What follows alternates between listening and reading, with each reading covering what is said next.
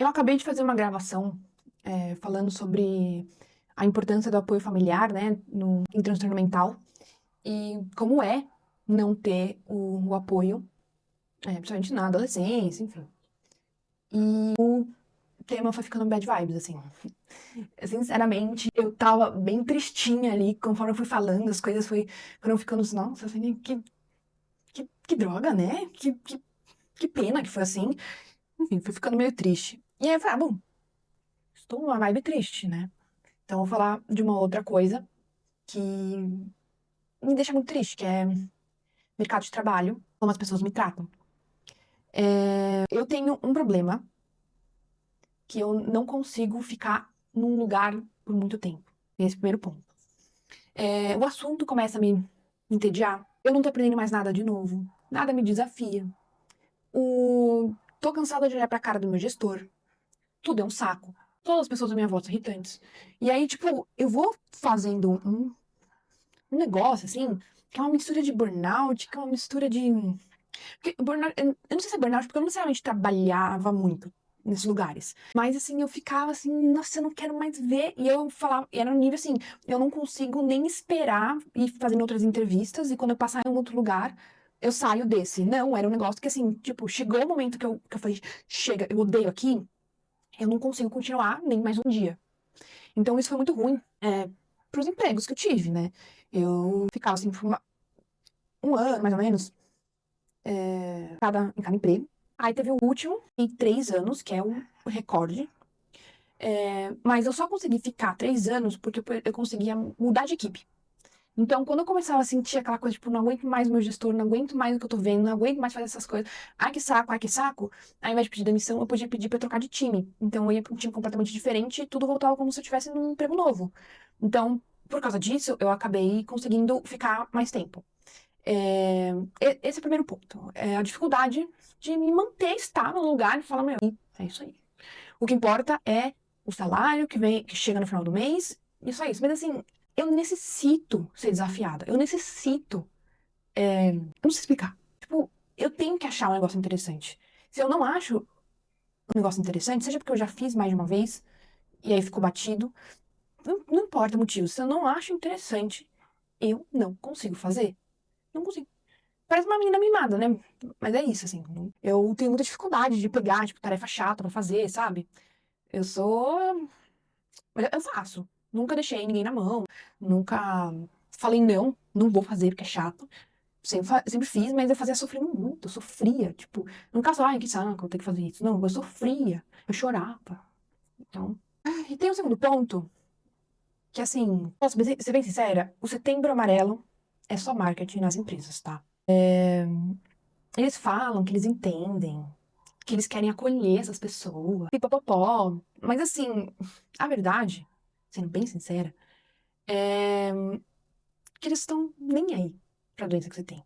Eles, no máximo, vão falar de depressão e ansiedade, que é o básico que todo mundo fala. Sendo que eu odeio Setembro Amarelo, né? Odeio.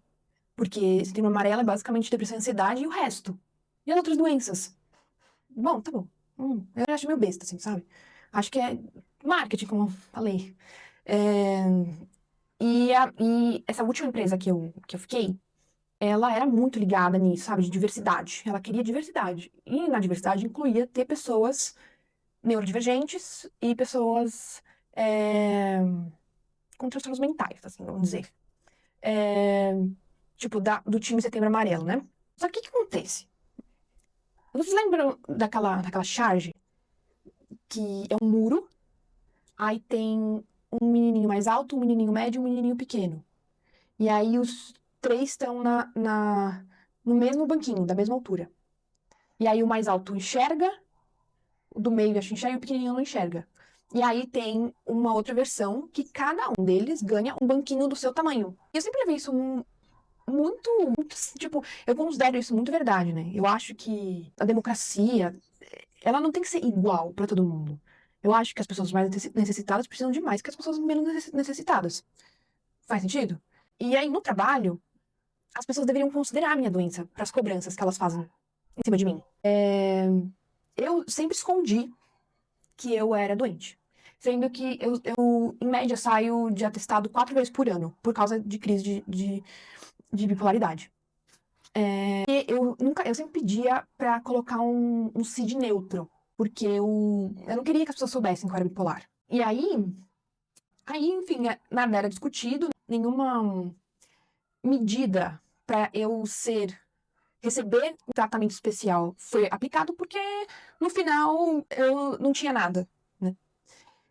Só que dessa última vez que eu tive a crise, que foi lá em outubro do ano passado, 2024, eu falei pro meu psiquiatra, coloca o CID, coloca o CID. Aí eu colocou o CID, eu primeiro tive um atestado de 10 dias. Aí chegou 10 dias depois, eu falei, doutor, não dá, não consigo. Tipo, eu preciso de mais tempo. Aí ele deu mais 5 dias. Total 15. 15 é ok. Mais que 15 você entra no INSS. Aí eu juntei com as minhas férias, que eu já tinha marcado, que era a semana do meu aniversário. Então, tipo, no final eu fiquei uns 15 dias, mais uma semana. Fiquei 3 semanas ausente. 3 semanas e meia ausente. E eu voltei muito doente. Aí, assim, quando eu tava com de 10, e aí eu falei que ia estender mais 5, eu falei com o meu gestor. Eu falei, olha, eu ainda não estou bem. E eu vou precisar de mais 5 dias e depois são minhas férias. Aí ele falou, ah, tá bom. Vejo você na semana presencial. O que acontece? Ela tem um jeito diferente do presencial. Ela, tipo, é a cada tantos meses. Cada equipe decide a frequência que vai ter que aparecer. E no meu time, não é time, é maior que o time. Tipo, ali na organização que eu tava, era a cada 3 meses, sendo uma vez obrigatória apenas para os líderes, técnicos ou de gestão, e uma outra vez obrigatória para todo mundo. Então, ficava a cada 6 meses. E eu não moro em São Paulo, tá? Então eu tenho que pegar um Airbnb, saco. Aí ele falou, eu falei, bom, pelo visto eu estou sendo, né, tô sendo obrigada a ir na semana presencial. E eu já comecei a ficar irritada. Eu falei, cara, esse gestor não tá levando meu problema a sério. Porque se ele tivesse levando meu problema a sério, ele não pediria pra eu sair da minha cidade pra ficar no Airbnb enquanto tô em crise. Me recuperando de uma crise. Ele não saberia se, mas me recuperando de uma crise. Aí eu cheguei lá e todos os medos. Eu tinha acabado de mudar de time. Eu tava num time, me colocaram em outro time. Sem me perguntar se eu queria, sem nada. Aí eu fui na semana presencial e todos os meus medos, meus piores medos, se concretizaram 100%, assim. No time novo, ninguém nem me reconheceu, porque, tipo, só me viam no Zoom. Ninguém me reconheceu, ninguém falou comigo. Eu comecei a falar com as pessoas davam uma menor bola. Todo mundo ficava trabalhando junto, assim, mesmo as pessoas da minha área, eles ficavam, tipo, trabalhando juntos, mas não, eu ficava longe.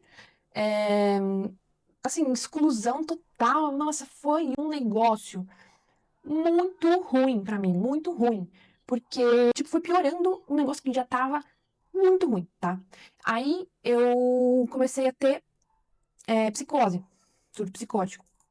Eu comecei a achar que as pessoas estavam me perseguindo, que as pessoas me odiavam, e comecei, tipo, a criar. Eu falei, Lucas, meu marido, né? Ele foi comigo. Eu falei, Lucas, eu não tô bem. Parei a gravação pra cair na maior cilada do mundo. Meu marido ia pra Praia Grande, falei, vou junto andar de carro. Meu Deus do céu. Que perrengue. Nossa, tá bom. Mas voltando ao assunto, né? Eu tava muito mal, tá? Assim, foi uma das crises mais pesadas que eu já tive, de toda a minha vida. E aí, eu tá lá, num ambiente, com pessoas, e as pessoas não me dando bola, não falando comigo, tipo, meio que fingindo que eu não tô ali, sabe? Começou a me machucar mais. É, e eu não conseguia trabalhar, e, cara, era surreal, assim, sabe? Sensação de solidão. Teve um momento que a gente tava numa sala de conferência, assim, tipo, um teatro. E aí o cara da nossa área tava falando da importância de dar e receber feedback. E eu não tinha. E é obrigatório você ter 3 feedbacks nessa empresa para cada avaliação que você tiver. Então, eles fazem uma avaliação para te dar uma nota, essa nota impacta seu salário um possível bônus ou uma promoção. E tá bom. Aí ele tava falando da importância e tal, que tinha que ter pelo menos 3, blá, blá. Só que assim, no meu time antigo, eu trabalhava sozinha. Era um time inteiro de engenheiros e eu não era engenheira, eu trabalhava com a parte de dados, a parte analítica. E então eu ficava, tipo, só trabalhando sozinha. Não tinha ninguém pra me dar feedback. Não tinha ninguém. Eu não tinha uma pessoa que poderia falar, você consegue avaliar meu trabalho? Não, não tinha. Aí eu tava lá sentada com 2 colegas da minha nova equipe. Eles estavam os dois à minha esquerda, eu estava sentadinha. E já sabia que eu não tinha ninguém do time anterior pra pedir feedback. E aí eu virei pros dois e falei assim: será que vocês conseguem fazer um feedback pra mim? Nada grande, só se o meu processo de onboarding tá legal, se eu tô mandando bem, se eu não tô. Aí um dos meninos vira pra mim e fala assim: eu não te conheço, eu não quero te dar um feedback. Peça pra alguém que já trabalhou com você. Eu fiquei assim: que? Tipo, oi? Assim, tá bem, tá, beleza, assim, realmente, a gente nunca tinha trabalhado juntos, mas assim, eu falei diversas vezes com ele em reuniões one-on-one pra tirar dúvidas, entender conceitos, né? Que esse time novo era conceitualmente muito difícil. E aí eu fiquei assim, meu, e eu comecei a passar mal. Eu comecei a chorar no meio da conferência, gente. Ninguém percebeu. Tipo, foi aquela lagriminha assim que foi surgindo. Eu falei, dá licença. Eu saí, eu subi no meu andar, peguei minhas coisas, coloquei na mala, eu vazei no meio do expediente. E era pior ainda, porque o meu psiquiatra tava de férias. E ele não deixou ninguém dos outros psiquiatras de sobreaviso que eu poderia ter que estender como é que chama? O meu atestado. E se eu estendesse o meu atestado, seria necessariamente eu ser encaminhada por INSS. E os médicos não gostam de encaminhar por INSS à toa. Então, nenhum médico que não me conhece, que só seria tipo um médico de suporte ali enquanto o meu médico tá de férias, ele nunca daria um atestado. Ele nunca me afastaria pelo INSS. Então, eu tava assim, meu, eu preciso que o meu psiquiatra volte. Aí meu psiquiatra voltou depois, acho que de umas 2 semanas. Eu não tava aguentando, não tava conseguindo existir. Eu tava passando muito mal. É, Aí quando ele voltou, eu demorei um tempão pra conseguir falar com ele. Eu fiquei, tipo, mandando um caps lock, assim, pelo amor de Deus, me ajuda, fala comigo, não sei o quê. Demorei, acho que uns 2 dias pra conseguir falar com o psiquiatra. Aí eu falei, pelo amor de Deus, me afasta, eu não aguento mais. Aí ele me afastou. E aí começou uma longa jornada. Eu acabei trocando de psiquiatra no meio do caminho. Eu fui pra uma outra pessoa que aí me diagnosticou como borderline também, além do bipolar, o borderline. Mas, nessa semana presencial, eu vi o quanto eu tava mal. E o quanto eu não tava conseguindo entregar. Tipo, eu não tava sendo eu não tava, tipo, não existia ali. Era só uma carcaça, sabe? E aí eu chamei o meu gestor, a gente sentou numa mesa. Eu expliquei pra ele tudo que eu tava passando, tudo sobre a minha doença. Expliquei que teriam momentos que eu ia entregar bastante, mais que a média, e iam ter momentos que eu não ia entregar quase nada. E eu queria um ajuste das expectativas, porque o gestor e cada um dos funcionários abaixo dele, eles setam algumas expectativas, tipo algumas métricas, sabe? Eu não sei explicar, assim, mas tem umas métricas ou coisas que você pode fazer, tipo, começar a fazer um call, por exemplo. Aí dá um check. Quando dá um check, beleza. Aí se você atinge quase todas as expectativas, isso impacta na sua nota no final do ano. E eu falei, meu, eu preciso de um ajuste dessas expectativas. Eu não vou conseguir entregar nada do que tá lá. Eu tô passando muito mal, eu tô muito doente. Tipo, o que que a gente pode fazer? Aí ele pega as minhas expectativas e fala, comece trabalhando por essa aqui, senta lá do lado do fulaninho, porque é ele que tá de on-call, e fica vendo ele trabalhando.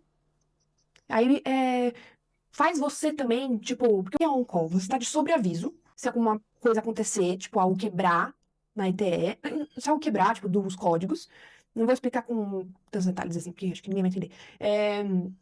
Você fica de sobreaviso se acontecer alguma besteira, e você responde às pessoas que têm dúvidas, e elas mandam no Slack a dúvida e você responde.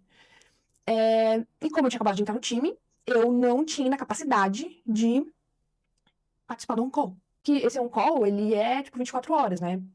Ele falou que pro pessoal de dados não acontece de ter coisa de madrugada, ter coisa final de semana e tal, mas na teoria eu tô 24 horas, inclusive final de semana, à disposição pra resolver qualquer besteira que venha acontecer. E aí eu me peguei pensando assim, eu tô te falando que eu tô doente, que eu tô passando mal. Mal tô aguentando ficar em pé. E você tá me pedindo pra eu participar do. Ou seja, o que foi acontecendo no final da história? Ele não me ajudou em nada. Ele falou, ai, obrigada por compartilhar isso comigo. Mas assim, na prática, nada mudou. As cobranças são as mesmas do que qualquer pessoa que eu tô falando, né? Que eu falei da charge. Eu, infelizmente, sou uma pessoa considerada uma pessoa com deficiência, tá? Mas pelo jeito que a minha bipolaridade funciona, que eu fico muito pouco tempo estável, que eu ciclo sem estímulo nenhum. é, Então, eu sou considerada uma pessoa com deficiência. E aí as pessoas não me tratam como uma pessoa com deficiência. Aí você pode pensar, putz, mas é legal que as pessoas não te tratem como uma pessoa com deficiência, porque todos somos humanos. Só que, cara, no dia a dia, você precisa ser tratado como uma pessoa com deficiência. Não tem como. Eu não consigo entregar que nem uma pessoa saudável. Eu não consigo. E aí, assim, eu nunca cheguei a ficar prejudicada de, tipo, ter uma nota baixa por causa das minhas crises. Eu sempre, no final do ano, tipo, o saldo de entregas somava. É, eu só, assim, eu não. Tipo, eu tinha momentos brilhantes, eu tinha momentos não tão brilhantes, sabe? Na média eu era ok, ok, assim. É, meu, naquela época, eu tava tendo muito competitividade com todo mundo do time. Eu achava que todo o time me odiava. Eu achava, tipo, eu dei uma sugestão pra um menino. Vamos fazer assim, porque, tipo, tinha um projeto, ele tinha o dele, e eu falei assim, vamos juntar nossos projetos pra gente fazer juntos. E ele ficou, tipo, não, você está atrasando a equipe pensando dessa forma. E eu fiquei muito mal. Falei, nossa, esse menino me odeia. Eu sou uma burra, meu Deus. Ah, meu Deus. Aí eu fui falar com o meu gestor, eu não gostei. Eu falei, olha, eu não gostei, como ele falou comigo. E eu comecei a chorar enquanto eu falava com o meu gestor. Aí meu gestor, ele tava na conversa, ele tava no grupo. E aí ele falou assim, eu acho que você entendeu errado. Você leu errado o que tava escrito ali. Eu não li nada com maldade, eu acho que você tá inventando. E eu fiquei tipo, tá, talvez eu esteja inventando. Eu não consigo mais. Chega uma hora, quando eu tô em crise, que eu não consigo mais saber o que é verdade e o que não é verdade. Eu não consigo mais. Eu começo a achar que todo mundo me odeia. Eu começo a achar que eu tô sendo perseguida. É horrível. E, enfim. O que eu quero dizer assim, tipo, não é que eu sou uma pessoa incapaz de trabalhar. Eu sou extremamente capaz. Eu sou uma pessoa bem inteligente, muito medrosa. Eu tenho síndrome do impostor, assim, ao quadrado. Tipo, as pessoas, no geral, elogiam muito meu trabalho, tá? Então, não é assim que eu quero ficar sem trabalho. Eu só quero que quando tá muito difícil pra mim, as pessoas falem, deixa comigo. Tipo, faz só um pouquinho e o resto deixa comigo. Eu te ajudo. Estender a mão pra mim, pra falar, vamos passar por essa fase difícil juntos. Sabe? Eu só queria isso, só isso. Aí tem essa parte. E aí teve uma outra parte que foi aí o estopim, que eu realmente falei, não dá mais. Eu não aguento mais. Que foi quando eu perguntei pro meu gestor como eu estava me saindo. Aí ele falou assim, porque eu tava trabalhando nos dois times ao mesmo tempo, no time antigo e no time novo. E no time antigo eu tava ensinando a pessoa nova a fazer as coisas. Tá uma bagunça. Ele falou, ó, eu tô gostando muito de ver o que você tá fazendo no time antigo.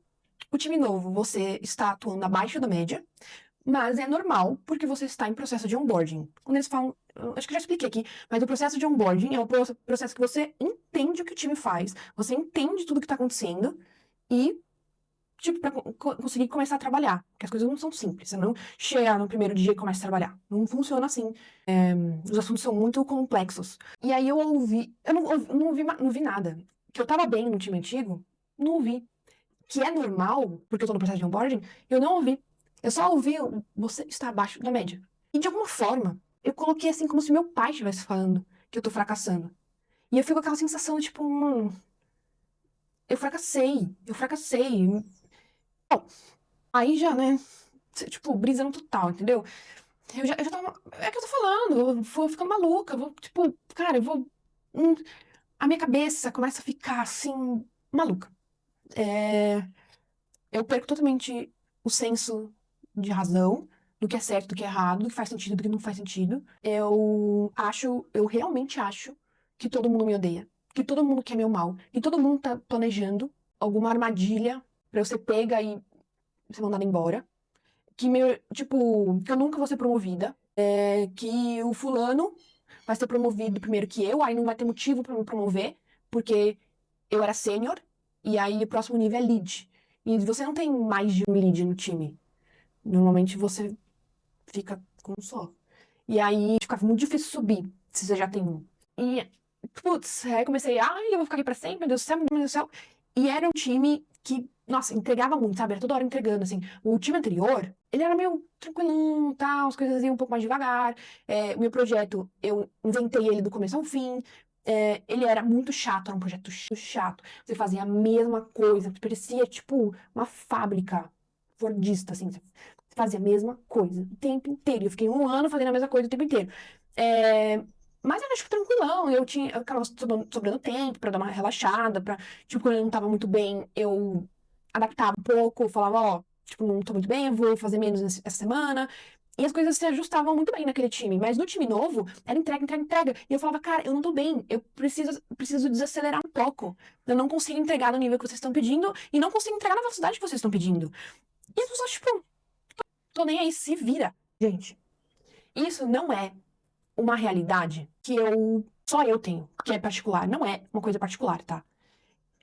Eu sinto que pessoas com algum tipo de dificuldade, que assim, a pessoa fica sem disposição em certa parte do ano, ou que, meu, eu não sei, assim, eu não sei. Eu gostaria muito que vocês falassem aí o que vocês passam ou já passaram trabalhando em empresa, né? No mundo corporativo. Mas assim, cara, eu acho que eu não tô sozinha nessa não, viu?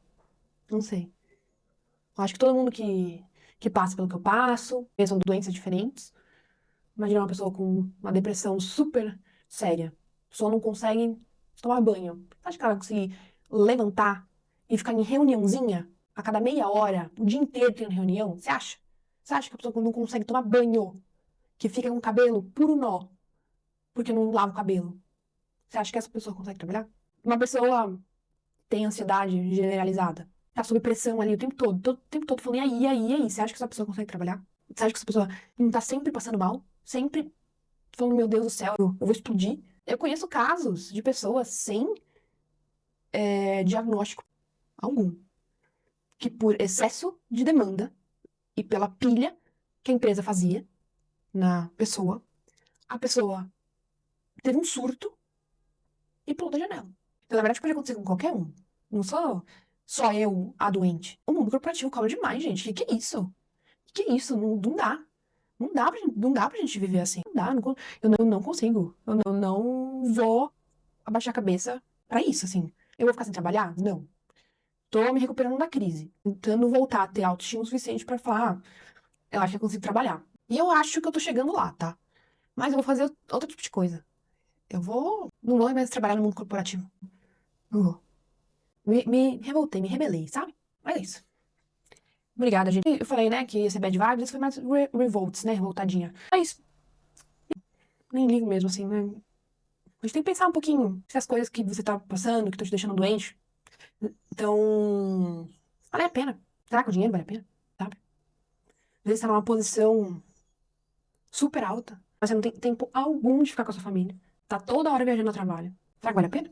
Ter um dinheiro a mais pra ter luxo? Eu poderia diminuir um pouquinho o padrão de vida? Sei lá. Cada um escolhe o que quer, né? Mas também não adianta reclamar depois. Muito obrigada, pessoal, por me assistir. Dá o like, comenta, compartilha. Quero muito saber se vocês já adoeceram por causa de trabalho.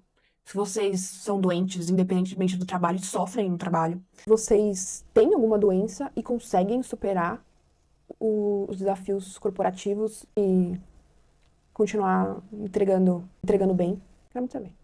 Tá bom? Um beijo.